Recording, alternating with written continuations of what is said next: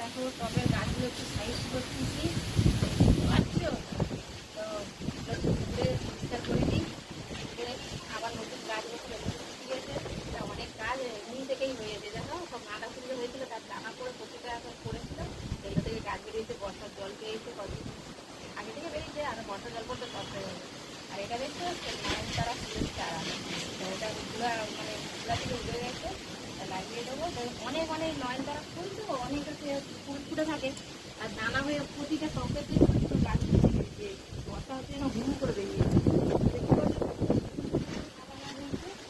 আর এদিকে দিকে দেখো ড্রাগন গাছ আছে, আর এই নয়নতারা ফুলের তো অনেক রকমের গাছ আছে, এখানে দেখো মধ্যে আছে, আরও অনেক রকমের ফুলের চারা বেরিয়েছে, ফুল হবে তখন হবে। আর কত সুন্দর আমাদের এখানে ঝড় হচ্ছে, দেখতে পাচ্ছি বন্ধুরা, খুব ভালো লাগছে। এই জন্য একটু রোদ উঠেছে, ঝড় হচ্ছে, তাও ছাদে উঠে কাজগুলো করতেছি, কাজে কাজে ওখানে ঝড় হচ্ছে, এরকম বললি খুবই সুন্দর হাওয়া হচ্ছে।